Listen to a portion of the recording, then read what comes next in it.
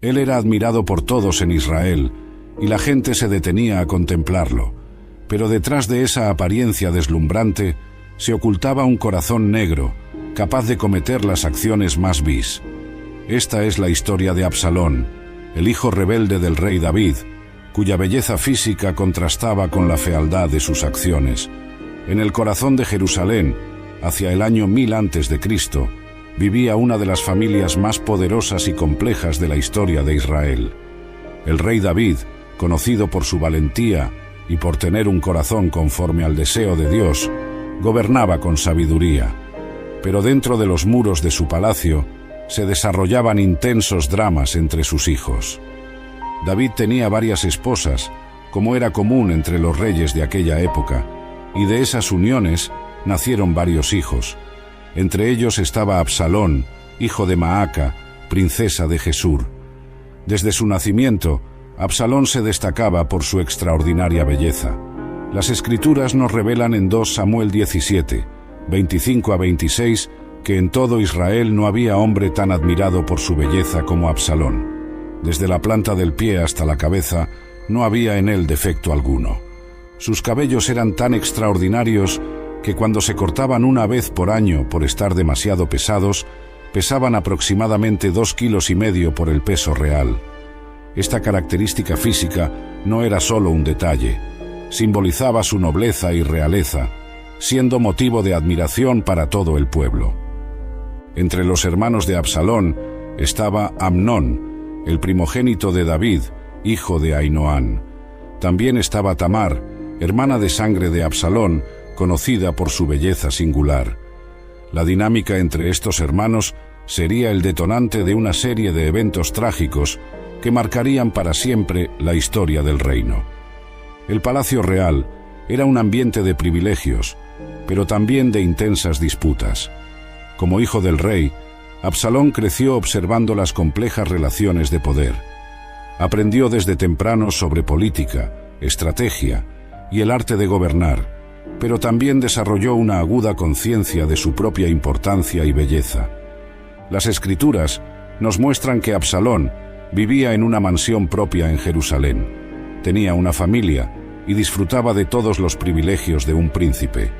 Su estatus era elevado no solo por ser hijo del rey, sino también por ser nieto del rey de Gesur, por parte de madre, lo que le confería una posición diplomática única. Estos elementos, su extraordinaria belleza, su posición privilegiada y las complejas relaciones familiares, conformaban el escenario perfecto para los eventos dramáticos que estaban a punto de desarrollarse.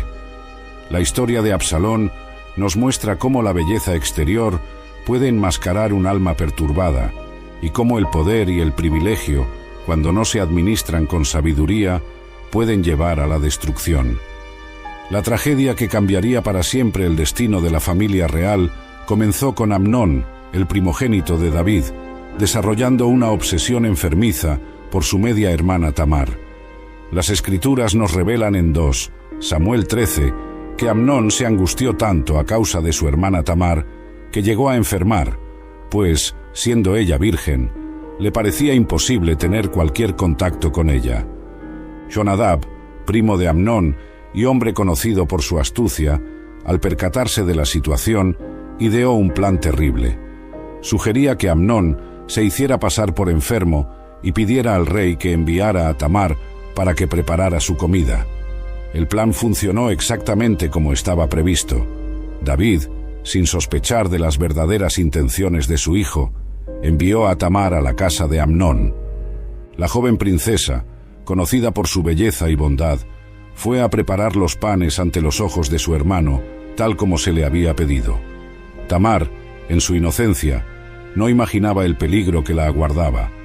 Las Escrituras describen en detalle cómo ella preparó la masa, la amasó e hizo los panes en forma de corazón, demostrando su cariño fraternal. Cuando Tamar se acercó para servir la comida, Amnón se negó a comer y ordenó que todos los sirvientes salieran del aposento. Fue entonces cuando ocurrió lo impensable. Amnón agarró a su media hermana y, ignorando sus desesperados ruegos, la violó brutalmente. Las palabras de Tamar registradas en la Biblia, son desgarradoras. «No, hermano mío», imploró ella, «no me obligues. Tal cosa no se hace en Israel. No cometas esa locura. ¿Y yo? ¿Cómo podría cargar con mi vergüenza? ¿Y tú? Serías considerado uno de los mayores insensatos de Israel». Después del infame acto, ocurrió algo aún más perturbador. El amor obsesivo que Amnón sentía por Tamar se transformó al instante en odio, un odio mayor que el amor que él afirmaba sentir. La expulsó, mandando que los sirvientes la echaran y cerraran la puerta. Tamar, devastada y humillada, rasgó su túnica real, símbolo de su pureza y estatus como princesa, se cubrió de cenizas y salió llorando amargamente. Buscó refugio en la casa de su hermano Absalón, donde permanecería como una mujer desolada. Este trágico suceso sería solo el comienzo de una serie de acontecimientos que llevarían a la familia real al borde del colapso. El silencio del rey David ante lo ocurrido, aunque las escrituras dicen que se enfureció al enterarse, sería el catalizador para las acciones vengativas de Absalón. Durante 2 años enteros, Absalón guardó en su corazón el deseo de venganza contra Amnón. Las escrituras nos revelan que él no dirigió ni una sola palabra a su medio hermano, fuera buena o mala. Pero detrás de ese silencio calculado, se estaba tejiendo un plan meticuloso. El amor de Absalón por su hermana Tamar y la indignación por la violencia que ella sufrió alimentaban su odio día tras día. El silencio de su padre David ante la situación solo intensificaba su determinación de hacer justicia con sus propias manos. Las escrituras nos muestran en 2 Samuel 13, 23, que él esperó pacientemente el momento perfecto. La oportunidad surgió durante el esquileo de las ovejas en Baal Hazor. En el antiguo Israel, el esquileo era un momento de grandes festividades, donde era común que los propietarios de rebaños organizaran banquetes y celebraciones. Absalón, siguiendo esta costumbre, preparó una fiesta digna de un príncipe. Con astucia, Absalón se acercó a su padre y pidió que todos los hijos del rey comparecieran al banquete. Inicialmente, David dudó en permitir que todos fueran, preocupado por el peso que eso representaría para Absalón, pero el hijo insistió particularmente en la presencia de Amnón, el primogénito. La solicitud específica de Amnón debería haber activado una señal de alerta en David, pero el rey, tal vez cansado de las tensiones familiares o esperando una reconciliación entre los hermanos, cedió al pedido. La Biblia nos muestra que Absalón había instruido a sus sirvientes con órdenes precisas. Debían observar cuándo Amnón estuviera alegre con el vino y, a su señal, matarlo. El banquete comenzó como una celebración normal. El vino corría libre, la comida era abundante, y poco a poco Amnón bajó la guardia. Cuando estuvo suficientemente ebrio, Absalón dio la señal. Sus sirvientes, siguiendo las instrucciones recibidas, atacaron a Amnón y lo mataron allí mismo, ante todos los otros hijos del rey. El caos se instaló inmediatamente. Los otros hijos del rey, tomados por el pánico, montaron en sus mulas y huyeron. La noticia que llegó primero a David era aún más aterradora. Se decía que Absalón había matado a todos los hijos del rey, sin dejar ni uno con vida. David, al oír la noticia, rasgó sus vestiduras y se lanzó al suelo, demostrando su profundo pesar. Sus sirvientes también rasgaron sus vestiduras, compartiendo el dolor del rey. Fue Jonadab, el mismo que había aconsejado a Amnón en su plan contra Tamar, quien aclaró la situación. Solo Amnón estaba muerto, pues eso había sido decidido por Absalón desde el día en que su hermana fue violentada. Después del asesinato de Amnón, Absalón huyó de inmediato a Gesur, reino de su abuelo materno Talmai. Esta no fue una elección al azar, era un lugar donde encontraría protección y donde las leyes de Israel no podrían alcanzarlo. Las escrituras nos muestran en 2 Samuel 13, 37-2, Samuel 13, 38, que él permaneció allí por 3 largos años. Gesur era un pequeño reino arameo ubicado al norte de Israel, en una región conocida hoy como Golán. Como hijo de la princesa Maaca, Absalón también tenía derechos reales en esa tierra. El exilio, aunque forzado, sirvió como un período de maduración política para el joven príncipe. Durante su tiempo en Gesur, Absalón pudo observar de cerca diferentes estilos de gobierno y estrategias políticas. Lejos de la influencia directa de su padre, desarrolló sus propias ideas sobre el poder y el liderazgo. Las escrituras no nos dan detalles específicos sobre sus actividades durante ese período, pero las acciones posteriores de Absalón sugieren que usó ese tiempo para planear su futuro. Mientras tanto, en Jerusalén, el corazón de David estaba dividido. La Biblia nos revela en 2 Samuel 13, 39, que el espíritu del rey anhelaba ver a Absalón. El duelo por la muerte de Amnón comenzaba a disminuir, y el amor paternal por su hijo exiliado crecía cada vez más. Este cambio en el corazón del rey no pasó desapercibido para quienes lo rodeaban. Joab, comandante del ejército de David y hombre astuto en cuestiones políticas, percibió que el momento era propicio para una reconciliación. Comprendió que el rey estaba emocionalmente preparado para considerar el regreso de Absalón, pero necesitaba un empujón para tomar esa decisión. Durante ese período de exilio, las escrituras nos muestran que Absalón ya era padre de 3 hijos y una hija, a la que llamó Tamar, probablemente en honor a su hermana. Curiosamente, la Biblia menciona que esta Tamar era una mujer de rara belleza, así como su tía homónima. El tiempo en Gesur también sirvió para aumentar el misticismo en torno a Absalón. Su ausencia de Jerusalén, combinada con su legendaria belleza y el dramático acto de venganza contra Amnón, contribuyó a crear un aura de fascinación en torno a su persona. Entre el pueblo comenzaron a circular historias sobre el príncipe exiliado que había defendido el honor de su hermana. El camino para el regreso de Absalón comenzó a pavimentarse mediante una estrategia ingeniosa de Joab.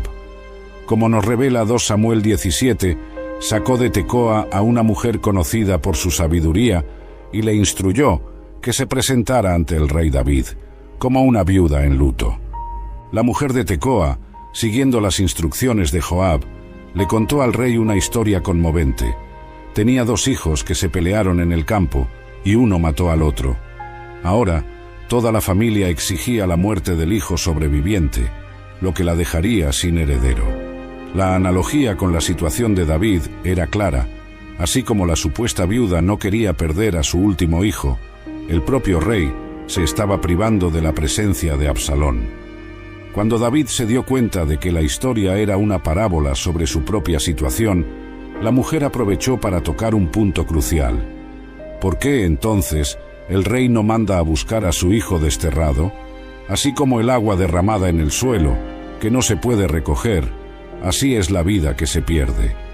Pero Dios no quita la vida. En cambio, crea medios para que el desterrado no se mantenga alejado de él. Impresionado con la sabiduría de aquellas palabras, David percibió la mano de Joab detrás de esa estrategia. Aún así, decidió permitir el regreso de Absalón a Jerusalén, aunque con una condición importante: el príncipe podría volver a la ciudad, pero no debía ver el rostro del rey. El regreso de Absalón fue un momento de gran expectación en Jerusalén. Las escrituras nos relatan que él vivió 2 años enteros en la ciudad sin ver el rostro de su padre. Esta restricción, aunque parecía un castigo menor en comparación con el exilio, terminó convirtiéndose en una fuente de amargura para Absalón. Durante ese período, Absalón seguía llamando la atención por su extraordinaria belleza. Su presencia en Jerusalén, aún sin acceso al palacio real, comenzó a atraer seguidores. El pueblo admiraba no solo su apariencia física, sino también su porte altivo y la forma en que había defendido el honor de su hermana Tamar. Finalmente, tras intentos frustrados de conseguir una audiencia a través de Joab, Absalón tomó una medida drástica. Mandó incendiar el campo de cebada de Joab. Esta acción audaz consiguió la atención que él deseaba, y Joab, intermediado, un encuentro entre padre e hijo. El reencuentro entre David y Absalón fue aparentemente emotivo. El rey besó a su hijo, señalando perdón y reconciliación. Sin embargo, las escrituras no mencionan palabra alguna intercambiada entre ellos, dejando en el aire la sensación de que las heridas del pasado no estaban completamente cerradas. El beso de reconciliación entre David y Absalón, descrito en 2 Samuel 17:33, marcó un momento crucial en la historia de la familia real. No obstante, como revelan las escrituras, esa reconciliación era más aparente que real. Detrás del gesto público de perdón, tensiones no resueltas seguían fermentando. Durante los años de separación, tanto padre como hijo habían cambiado.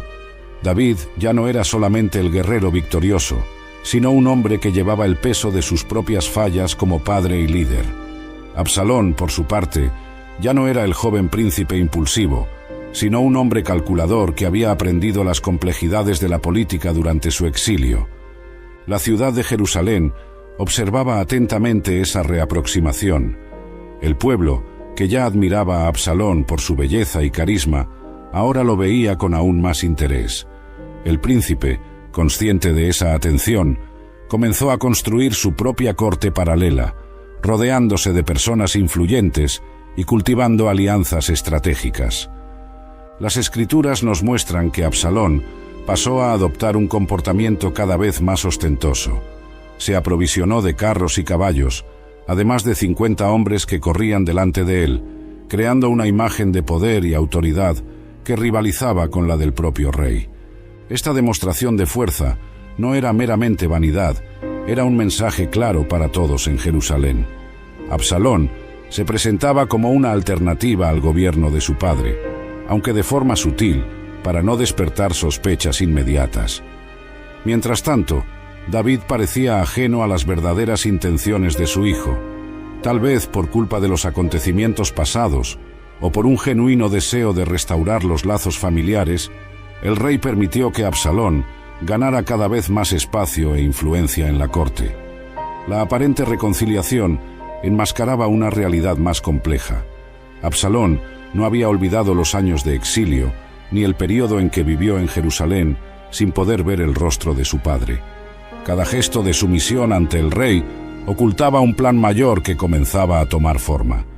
Las escrituras se mantienen en silencio sobre las conversaciones privadas entre padre e hijo durante ese período, pero las acciones subsiguientes de Absalón sugieren que su corazón estaba lejos de cualquier verdadera reconciliación. El beso de paz dado por David sería, irónicamente, el preludio de una de las mayores traiciones en la historia de Israel. Después de la aparente reconciliación con su padre, Absalón comenzó a ejecutar un plan meticulosamente elaborado para tomar el trono. Las escrituras nos revelan en 2 Samuel 15 que su estrategia era tan sofisticada como peligrosa. Él buscaba no solamente usurpar el poder, sino conquistar el corazón del pueblo. Cada mañana, Absalón se posicionaba junto a la entrada de la ciudad, en el camino que conducía al palacio real. Allí, interceptaba a las personas que acudían a buscar justicia del rey. «¿De qué ciudad vienes?», preguntaba con un interés aparentemente genuino. Cuando la persona respondía, él demostraba conocer la región y sus problemas. Con una habilidad política impresionante, Absalón escuchaba atentamente las quejas de cada persona. «Tu causa es justa y legítima», les decía, «pero, lamentablemente, no hay nadie designado por el rey para oírte». Esta sencilla frase plantaba dos ideas poderosas. Primero, que el sistema de justicia de David estaba fallando. Segundo, que Absalón se preocupaba por el pueblo. Luego, añadía una sugerencia seductora. Si yo fuera designado juez en esta tierra, cualquier persona que tuviera una causa o asunto legal podría venir a mí y haría justicia». Las escrituras nos muestran que cuando alguien se acercaba a inclinarse ante él, Absalón se lo impedía, extendiendo la mano, abrazando y besando a la persona. Esta actitud aparentemente humilde y accesible contrastaba con el protocolo real tradicional. Mientras David se mantenía alejado, ocupado con los asuntos del reino, Absalón se mostraba como un príncipe del pueblo, alguien que rompía las barreras entre la realeza y los comunes. Durante 4 años, según se recoge en 2 Samuel 15:7, Absalón continuó con esta estrategia. Día tras día, persona tras persona, fue tejiendo una red de apoyo y simpatía a lo largo y ancho de Israel. El texto bíblico nos dice que, así Absalón fue ganándose el corazón de los hombres de Israel. Paralelamente, él mantenía una red de informantes que le mantenía al tanto del ánimo del pueblo y de las vulnerabilidades del gobierno de su padre. Su extraordinaria belleza, combinada con su aparente preocupación por la justicia, creaba una imagen poderosa que atraía a cada vez más seguidores. Las Escrituras no mencionan si David estaba al tanto de esta manipulación silenciosa que ocurría literalmente a las puertas de su palacio. Y de estarlo, quizá subestimó la amenaza, viéndose en las acciones de Absalón solamente el comportamiento de un hijo ambicioso, y no los preparativos para una rebelión a gran escala. Cuando Absalón sintió que su base de apoyo era lo suficientemente fuerte, inició la fase más audaz de su plan.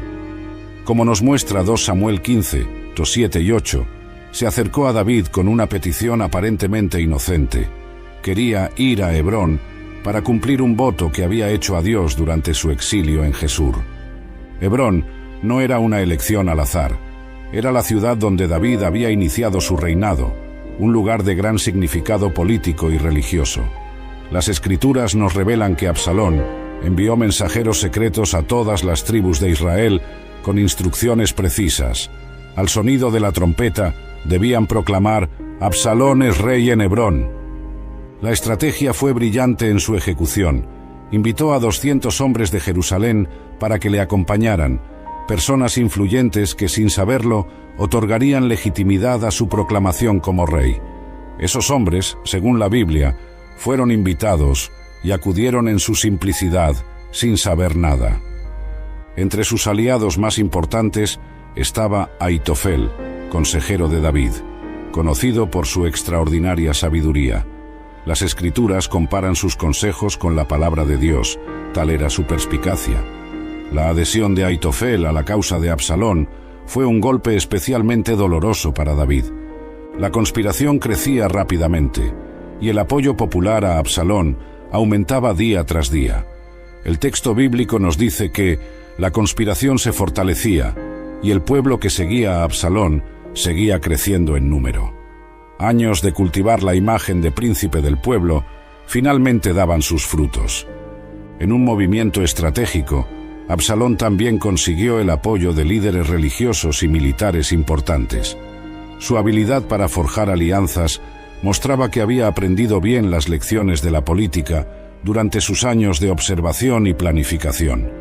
El éxito inicial de su rebelión podía atribuirse a varios factores: su impresionante apariencia física, que le confería una presencia majestuosa, su capacidad para conectar con el pueblo llano, y su astucia para identificar y explotar las debilidades en el gobierno de su padre.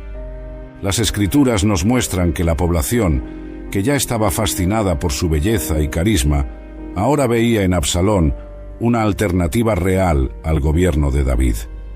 El príncipe había logrado transformar la admiración en un apoyo político concreto. El momento de la revelación de la conspiración llegó de forma dramática a Jerusalén. Las Escrituras nos relatan en 2 Samuel 15, 13, que un mensajero llegó a David con noticias alarmantes. El corazón de los hombres de Israel está con Absalón. La reacción de David reveló tanto su experiencia militar como su profunda comprensión de la situación. En lugar de intentar defender Jerusalén, tomó una decisión sorprendente: abandonar la ciudad. «Levántense, necesitamos huir, o ninguno de nosotros escapará de Absalón. Vamos deprisa. Si no, él nos alcanzará pronto, nos traerá la desgracia y destruirá la ciudad a filo de espada». Esta decisión, aparentemente cobarde a los ojos de algunos, era en realidad una demostración de sabiduría estratégica. David sabía que una batalla dentro de Jerusalén resultaría en un baño de sangre y en la posible destrucción de la ciudad santa. Mientras preparaba su huida, David demostró una notable preocupación por el orden constitucional del reino. Dejó 10 concubinas a cargo del palacio, estableciendo así una continuidad administrativa incluso en su ausencia. Las Escrituras nos muestran que esa decisión, aunque pragmática, tendría consecuencias trágicas posteriormente. El éxodo de la ciudad fue una escena conmovedora. Todo el palacio salió con David, excepto las 10 concubinas. Una gran multitud lo acompañaba, incluyendo su guardia personal, los queretitas y peletitas, y 600 giteos que lo habían seguido desde Gate. Un momento particularmente conmovedor ocurrió cuando Itai, el giteo, demostró su lealtad a David. Aunque siendo un extranjero recién llegado, se negó a abandonar al rey. «Juro por el Señor y por tu vida, que donde quiera que mi señor el rey esté, sea para la muerte o para la vida, allí estará también tu siervo». La procesión cruzó el valle de Cedrón, con el pueblo llorando a voz en grito. El mismo David subía al monte de los Olivos, llorando con la cabeza cubierta y descalzo, una señal de profundo duelo. Todos los que lo acompañaban también se cubrían la cabeza y lloraban. Fue durante esa huida que David recibió la noticia que más lo conmovió. Aitofel, su consejero de confianza, se había unido a la conspiración de Absalón. La respuesta de David fue una oración. «Señor, vuelve en locura los consejos de Aitofel». La huida de David de Jerusalén fue mucho más que una simple retirada. Fue una notable demostración de liderazgo en medio de la crisis. Las Escrituras nos muestran en 2 Samuel 15 que, aún en fuga, David mantuvo su capacidad estratégica y demostró una profunda comprensión de las complejidades políticas del momento. Cuando llegó a la cima de la montaña donde se solía adorar a Dios, David encontró a Josué, Husai, el arquita, con las vestiduras rasgadas y tierra sobre la cabeza en señal de luto. En lugar de simplemente aceptar a otro seguidor en su huida, David vio una oportunidad estratégica. Le pidió a Josué que regresara a Jerusalén y se ofreciera para servir a Absalón, actuando como contrapunto a los consejos de Aitofel. Durante la huida, David también encontró a Ziba, criado de Mefiboset, que trajo provisiones para el rey y sus seguidores. Ziba informó que Mefiboset se había quedado en Jerusalén, esperando que el reino de su padre le fuera devuelto. Aunque luego esa información resultó ser falsa, en ese momento influyó en las decisiones de David. Uno de los encuentros más memorables durante la huida fue con Simei, un hombre de la casa de Saúl. Las Escrituras nos muestran que él maldecía a David mientras andaba, lanzando piedras y diciendo: «Lárgate de aquí, lárgate, hombre sanguinario perverso. El Señor ha hecho volver sobre ti toda la sangre de la casa de Saúl». La reacción de David a esas provocaciones fue sorprendente.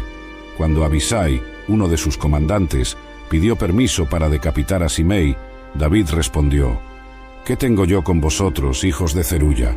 Dejadle maldecir. Pues si el Señor le dijo: maldice a David, ¿quién os dirá: ¿por qué lo has hecho?». Esa respuesta revelaba a un David distinto del guerrero impetuoso de su juventud.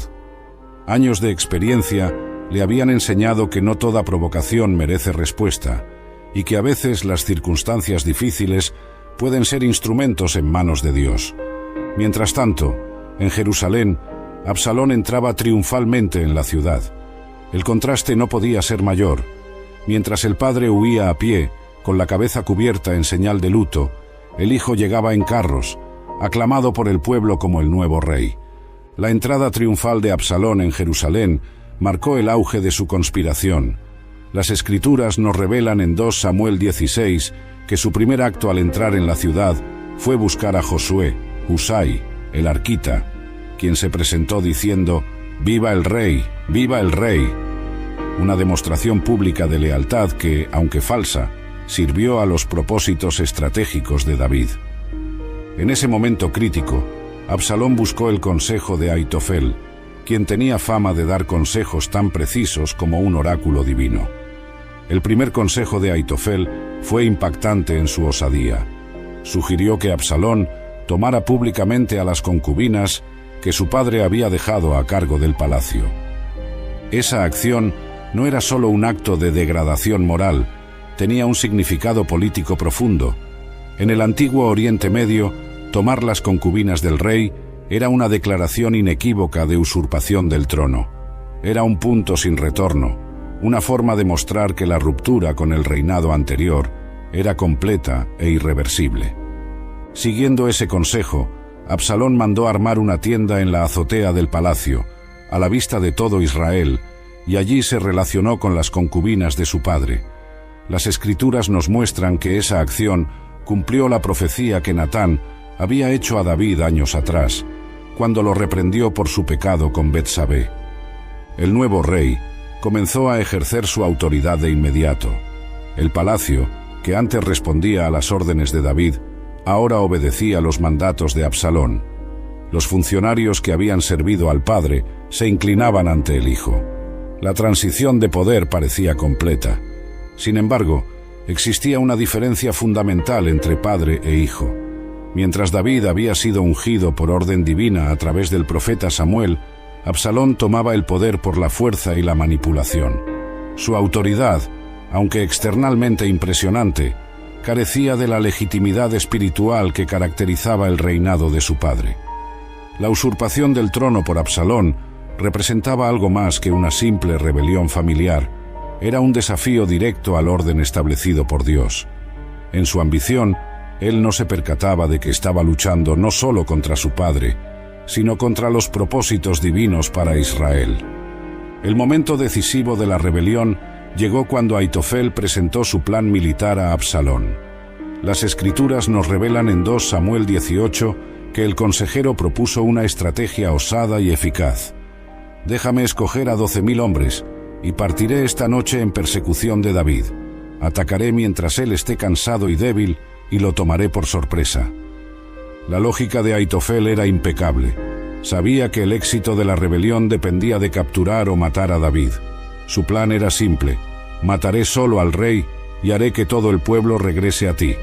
La muerte del hombre que buscas significará el retorno de todos.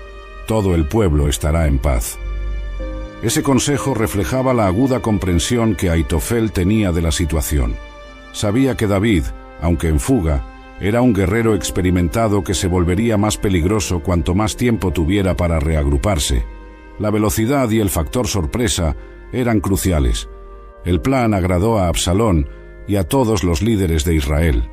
Era una estrategia que prometía una victoria rápida y decisiva, minimizando el derramamiento de sangre y evitando una guerra civil prolongada.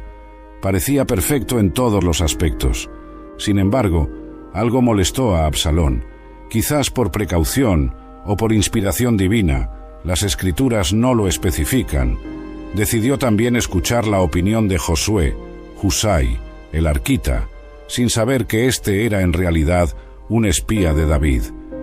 Aitofel, que nunca antes había visto cuestionado su consejo, debió sentir el primer atisbo de preocupación. Su reputación era la de alguien cuyas palabras eran como consultas a Dios. ¿Por qué, entonces, buscar una segunda opinión? Ese momento marca un giro sutil pero crucial en la narrativa. La vacilación de Absalón en seguir inmediatamente el consejo de Aitofel sería el primero de una serie de errores fatales que acabarían llevándolo a su caída. Cuando fue llamado a la presencia de Absalón, Josué, Husai, enfrentó un momento crucial. Las Escrituras nos revelan en 2 Samuel 17 que él necesitaba refutar el aparentemente perfecto consejo de Aitofel, sin dar a entender que estaba saboteando deliberadamente el plan. Con notable habilidad diplomática, Josué comenzó elogiando la habitual sabiduría de Aitofel. El consejo que Aitofel dio esta vez no es bueno. La elección de las palabras fue precisa, esta vez, sugiriendo que normalmente Aitofel estaba en lo correcto, pero que en esta situación en particular había un error de juicio. Luego, Josué presentó argumentos convincentes. Tú conoces a tu padre y a sus hombres. Son guerreros valientes y feroces, como una osa del campo arrebatada a sus cachorros. Además, tu padre es experimentado en la guerra y no pasará la noche con el pueblo. Con maestría, Josué pintó un cuadro vívido de los riesgos. Probablemente ya se encuentre escondido en alguna cueva o en otro lugar.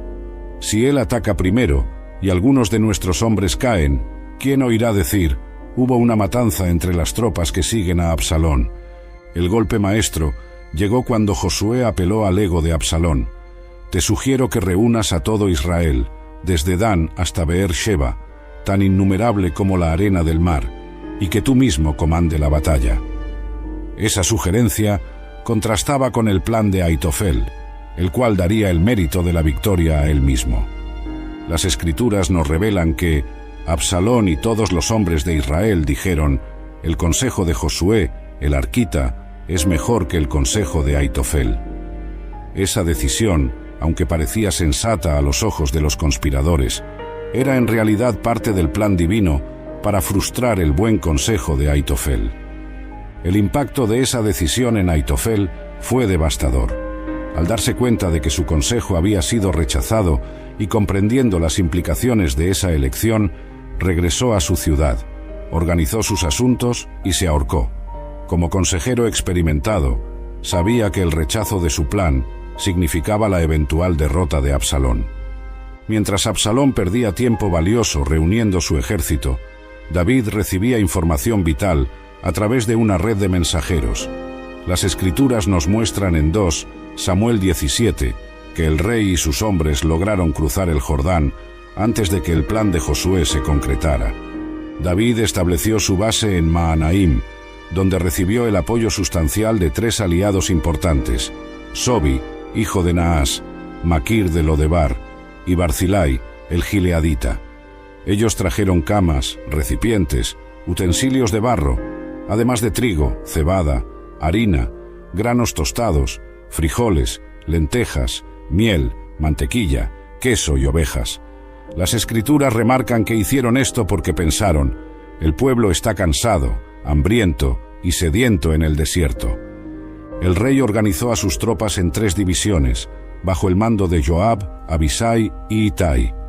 Cuando se preparaba para dirigir personalmente el ejército en la batalla, sus hombres le impidieron: no debes ir.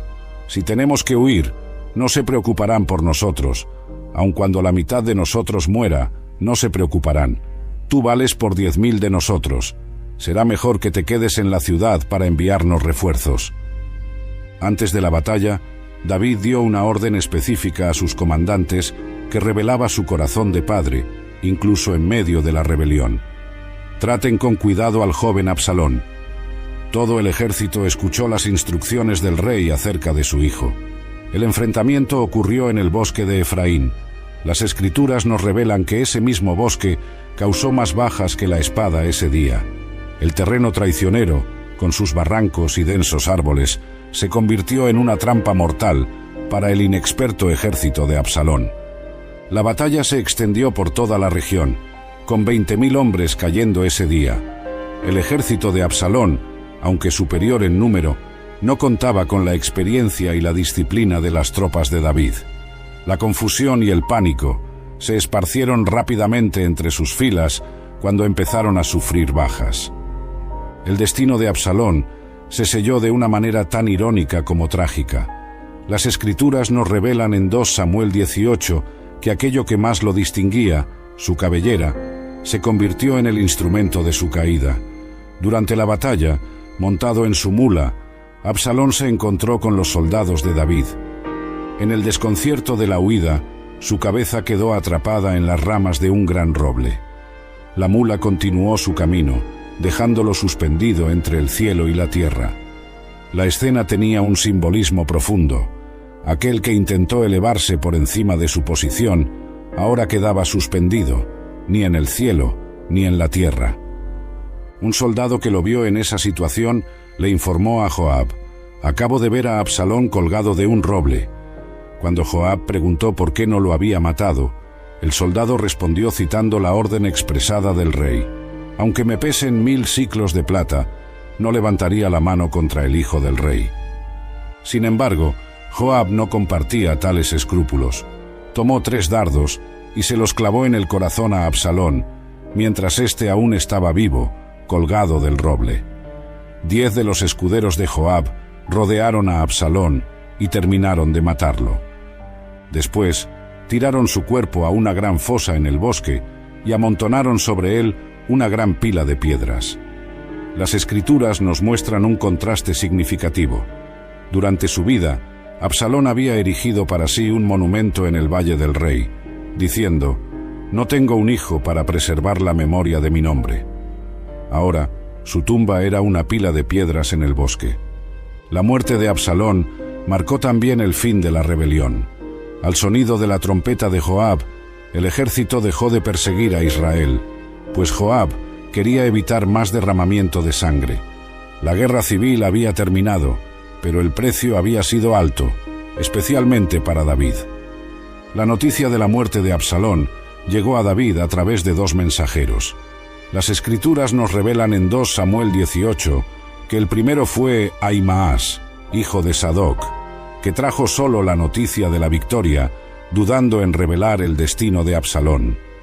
El segundo mensajero, un etíope, fue más directo: «Tengan los enemigos del rey, mi señor, y todos los que se levanten contra él, la misma suerte que tuvo ese joven». La reacción de David fue devastadora. Temblando, subió al umbral de la ciudad y lloró. Las palabras de su lamento resonaron por los corredores: «Hijo mío, Absalón, hijo mío, Absalón, ¿quién me diera haber muerto en tu lugar? ¡Ay, Absalón, hijo mío, hijo mío!». Era el grito de un padre que, a pesar de la traición, nunca dejó de amar a su hijo.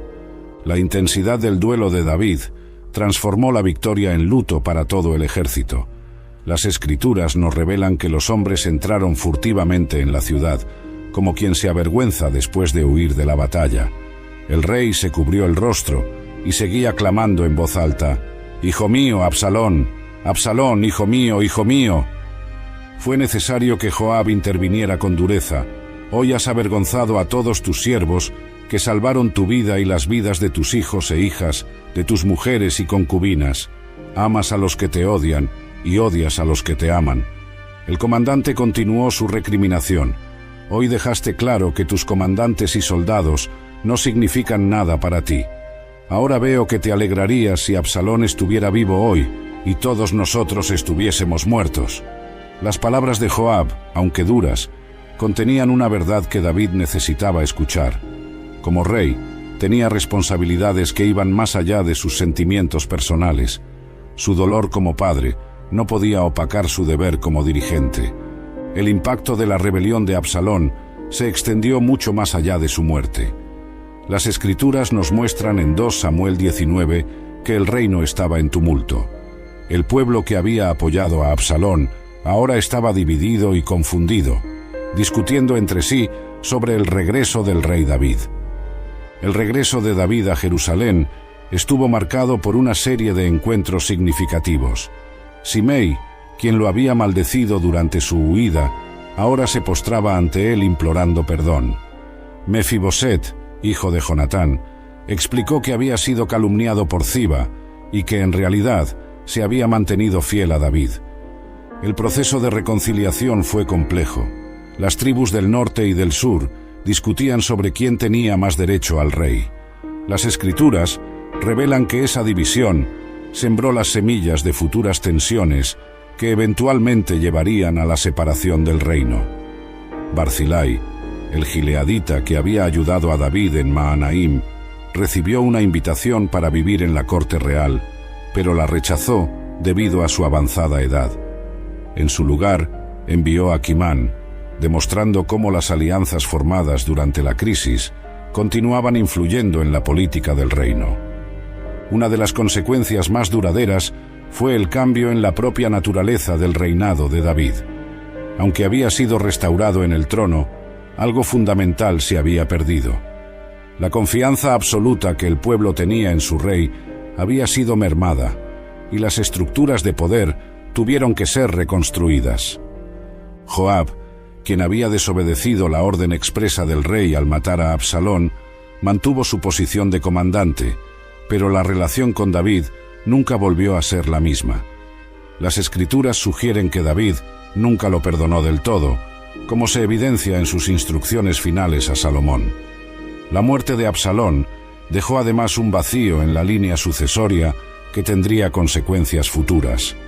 La ausencia de un heredero claro contribuiría a las disputas por el trono que marcarían los últimos años del reinado de David. La historia de Absalón ofrece un estudio poderoso sobre las consecuencias del orgullo desmedido. Las Escrituras nos muestran un patrón consistente en su vida. Su extraordinaria belleza, aliada a una ambición desmedida, creó un sentido de derecho que lo llevó a la destrucción. En 2 Samuel 17, 25, se nos informa que, en todo Israel, no había hombre tan admirado por su belleza como Absalón. Esta descripción no es solo un detalle físico, sino un indicativo de lo que estaba por venir.